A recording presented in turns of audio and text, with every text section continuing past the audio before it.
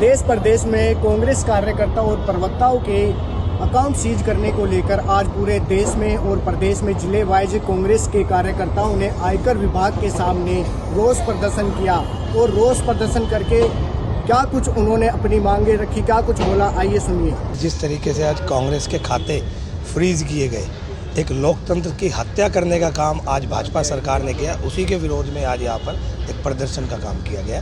क्योंकि जिस तरीके से इन्होंने खाते फ्रीज किए सरासर गलत है और ये सच्चाई में आप पूरा देश देख रहा है कि आज कांग्रेस को रोकने के लिए जिस तरीके से हथकंडे अपनाए जा रहे हैं सरासर गलत है। क्या लगता है कि किस तरह का षड्यंत्र रचा जा रहा है?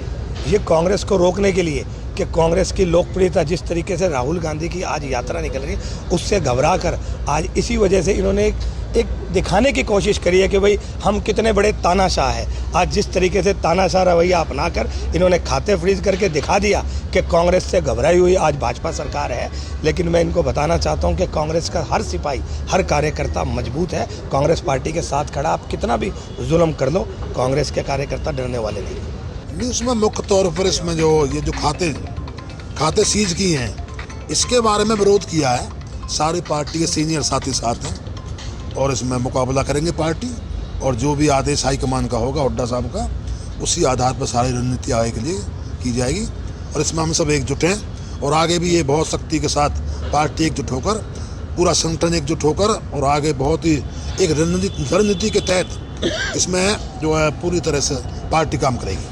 क्या लगता है चुनाव से ठीक पहले खातों को सीज करना? नहीं, ये तो सारा राजनीतिक मुद्दा है। आपको सारा पता है कि प्रदेश में किसान, व्यापारी, कर्मचारी, छत्तीस बिरादरी बहुत दुखी और परेशान है।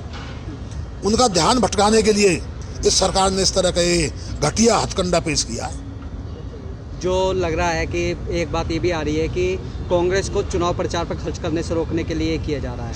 नहीं, अब आप लगाओ बीजेपी पार्टी का 6-7 हज़ार करोड़ रुपए बगैर किसी उसके नंबर 2 का ही तो हो गया।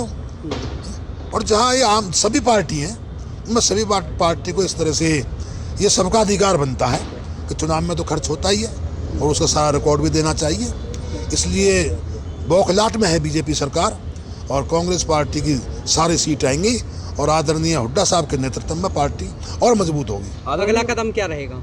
नहीं, अब तो जो आदेश होगा हाईकमान का उस पर विस्तार से चर्चा होगी और जो भी ड्यूटी लगाई जाएगी सभी साथियों की, हमारे सारे सीनियर साथी हैं और सब पुराने अनुभवी हैं और सभी का इसमें योगदान लिया जाएगा। तो बैन तो ठीक लगाया है, ये तो सुप्रीम कोर्ट ने अच्छा किया है। जो हजारों करोड़ रुपए जो बीजेपी ने ये नंबर 2 में ये काले धनी मानते हम तो इसको, तो ये बहुत अच्छा किया है। जैसे कांग्रेस के अकाउंट सीज किए जा रहे हैं तो कैसे ना जाती है, बिल्कुल ये जाती है, तो बीजेपी सरकार की जाती है पूरी है।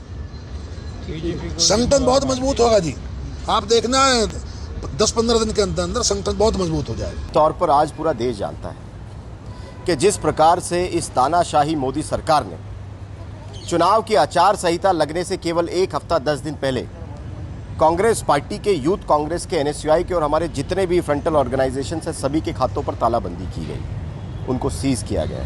आयकर विभाग के नाजायज़ नोटिस आ रहे हैं। तो आज ये कांग्रेस पार्टी के खातों पर तालाबंदी नहीं की गई, मोदी सरकार ने इस देश के लोकतंत्र के ऊपर तालाबंदी की है। क्या मोदी सरकार को देखिए, एक तरफ तो मोदी जी राज्यसभा में, लोकसभा में खड़े होकर के भाषण देते, कहते अब की बार 370 पार और NDA 400 पार। लेकिन वहीं आप उनके डर को अगर देखेंगे, हर रोज ओपोजिशन पार्टी के एक ना किसी नेता को उठा करके या तो EDI के माध्यम से या CBI के माध्यम से या अडानी अंबानी के काले धन के माध्यम से खरीदा जा रहा है, खरीदने की कोशिश की जा रही है और धमकाया जा रहा है, डर दिखाया जा रहा है। तो ये कौन सा 300 पार करना चाहते हैं इस देश की जनता जानती है। नहीं, देखिए, पहली बात तो ये है कि वो कार्रवाई पूरी कांग्रेस पार्टी के ऊपर करना चाहते हैं और जो खाते खोले गए हैं वो इंटरिम रियायत पार्टी को दी गई। अगली तारीख है, अगली तारीख पर इनकम टैक्स फिर से शोषण करेगा, फिर से पार्टी के अकाउंट्स को दोबारा देखने का काम करेगा, उनको अगले हफ्ते हो सकता है दोबारा सीज कर दिया जाए। तो इस देश की लोकतंत्र के ऊपर तालाबंदी हो चुकी है। आपके चैनल के माध्यम से बताना चाहता हूं कि इस देश में 2024 का चुनाव आखिरी चुनाव होगा। तो आपने सुना कैसे आज कांग्रेस पार्टी के कार्यकर्ता और प्रवक्ताओं ने अपना रोष प्रदर्शन किया अकाउंट फीस को लेकर। तो उनका ये भी कहना है कि कहीं ना कहीं बीजेपी पार्टी कांग्रेस पार्टी से डरी हुई है और इलेक्शन को मद्देनजर रखते हुए वे ऐसे कदम उठा रहे हैं कि इलेक्शन में वो पैसा खर्च ना कर पाए।